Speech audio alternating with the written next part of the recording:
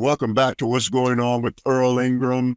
I'm delighted to have a discussion with a longtime friend and a man who just made a major announcement on yesterday, none other than Mr. Mandela Barnes, who just made an earth-shattering announcement on yesterday that he decided to throw his hat into the ring and to become the governor of the state of Wisconsin. Good morning to you. Hey, good morning. I appreciate you having me. And let me apologize for being a day late, because when I ran for lieutenant governor, I announced on your show back in 2018. Yeah. So real excited to be back here. Well, man, why did you make the decision to run? I mean, we're in a critical moment. We've been in one for some time, but Donald Trump has made things increasingly worse for working families all across Wisconsin. Costs are rising, grocery prices, utility costs, housing. And it feels as if, I'm not going to say it feels as if, I'm going to tell you directly, the president is making life harder for working class people in this state and all across the country. He is proven time and time again, he's only out for himself, his family, and other wealthy people just like him. And as our family farmers, our small business owners continue to feel the pinch, whether it's as a result of tariffs, there feels like there's no relief in sight. And we need bold leadership who is not just going to take on Donald Trump, but bold leadership that's going to provide ideas and solutions to move Wisconsin forward. Now, I spent my time as a lawmaker and I spent my time as lieutenant governor fighting to make things better for people all across Wisconsin, fighting to improve quality of life. And that is exactly what I intend to bring to the governor's office if elected. So what are some of the ideas that you think can bring us out of this, the malaise that we're in? Yeah, I mean, we are in a broken system. Like it's, I'm not just going to sit here and act like it just got bad a couple years ago. Things have been bad for a very long time. And that's why we got to reject the status quo. That's why we have to push for more. So we have to fight for better. During my entire, time as lieutenant governor, when I was running for lieutenant governor, I said that better was possible. I still believe that better is possible. After my last race, I said better is possible, which is something I firmly believe deep in my heart. It just takes the political will to do that. But that means we have to close the loopholes that allow the wealthiest in our society to get away without paying their fair share, because that burden falls on middle class, working class households. We have to lower healthcare costs. It is a shame that Wisconsin is one of 9 states that has yet to expand our Medicaid program under the Affordable Care Act. And it's because Republicans in the legislature have continued to play games with people's health. And it feels like it's always, an attack on Milwaukee, an attack on Madison, an attack on cities. Well, these Republicans are doing harm to the people they represent in their districts by not expanding our Medicaid program. And I'm calling for an expansion on the very first day. I'm not just out there campaigning to be governor. I am campaigning to ensure that we have an entirely new legislature come 2027. And with that new legislature, we're looking to bring about real change to Wisconsin. So I would be remiss if I didn't say there are 5 other Democrats who are running for this seat, and pushback from many, not just them, who think that you shouldn't be running. Tell us a little bit about why you decided that you're going to run, regardless of what these people are saying, because of what you bring to the table. For sure. And I'll first say, I got a lot of friends in the race. I respect everybody in this race. I respect everybody's right to be a candidate, to put your name on the ballot, to fight for ideas, to fight for a vision. And that's exactly what I intend to do. And I can't say that this was something I had just been sitting around waiting to do. Who knew what, Governor Eberts, what his decision-making was going to be. And I also say I spent my last few years working in organizing.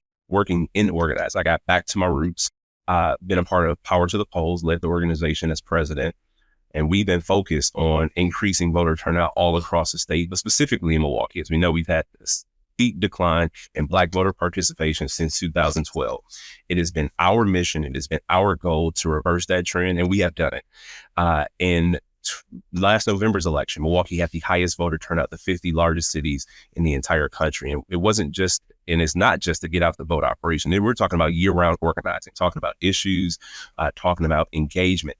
And because of the work that I have been a part of, I couldn't just sit idly by as things get worse. One, also considering what we need to do to win, having traveled this state extensively and Like I said, I got a lot of respect for people who are running, but I do bring a different level of experience to these campaigns. So you squeezed us into your very busy schedule this morning. We're really appreciative of that. And I only got a couple of minutes with you.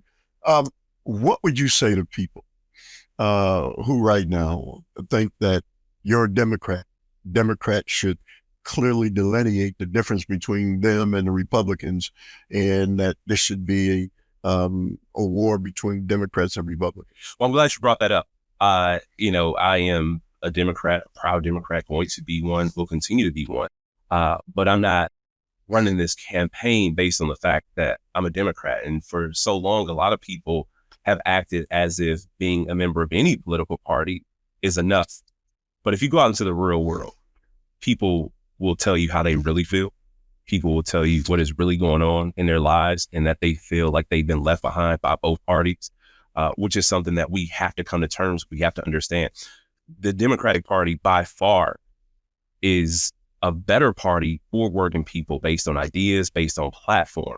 But it's not always exemplified. It's not always put into practice, unfortunately. And a lot of that, like I said, you got Republicans in the legislature who've been making it incredibly difficult to get any sort of beneficial agenda passed.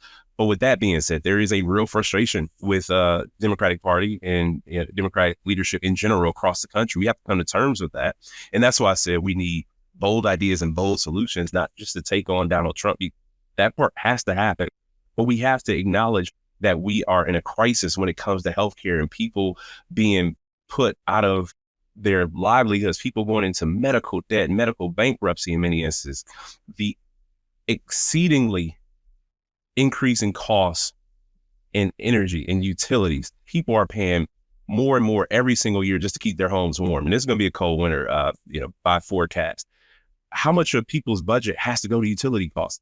How much of people's budget is having to go to housing costs? Housing is out of control. Homes are unaffordable. Rent is too high. And if we don't have leaders who are, one, going to acknowledge those issues and fight to improve those issues, those conditions, not just saying, hey, I'm a member of this party, vote for me, but saying, hey, this is messed up, let me fix it. And that is always been my mission. That's the goal of this campaign, to right the wrongs, to fix the problems that we have that exist in Wisconsin and provide a real example of leadership for the rest of the country. So last thing I'll ask you is, you're from an urban reality.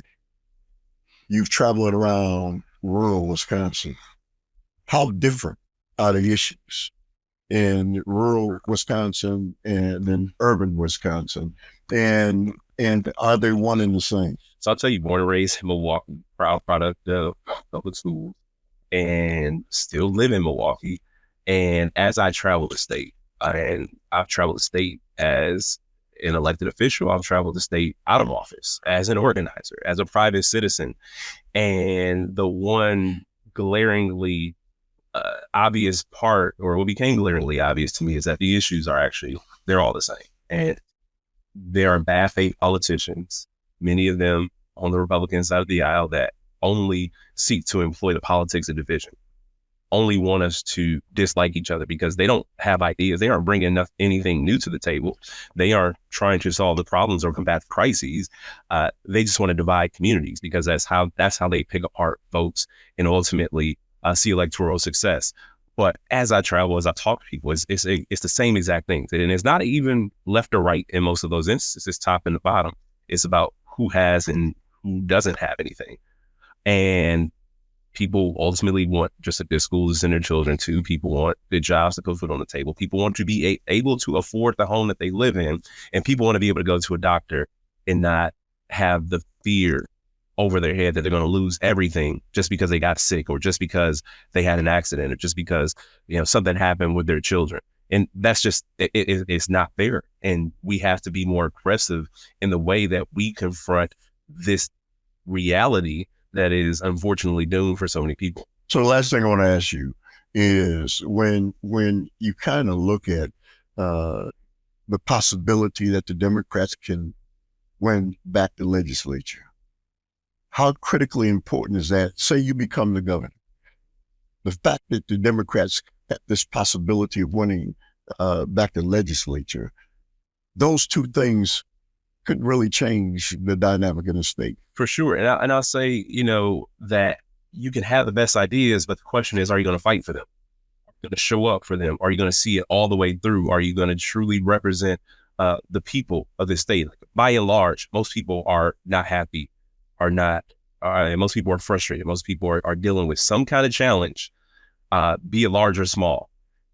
And fighting for a new makeup of the legislature, it is going to require it is going to require legislative candidates to be able to clearly articulate, clearly discuss, and clearly communicate with the voting public that things do not have to be the way they are. And people are going to have to look potential voters, potential constituents in the eye and say, I'm here. I'm going to fight for you. I hear what you're going through. I see what you're going through, and I don't like it either. And we're going to make change together. So, man, I want to thank you for taking the time out. I know you got a very busy schedule. Make sure this won't be the last time. For sure. It definitely won't be the last time. Always a good time with you. And thank you for having me. Again, it wasn't the first day of the campaign. It was the first interview. I know. All right, man. Really appreciate it. I appreciate you. Good luck. We'll talk soon. Thanks.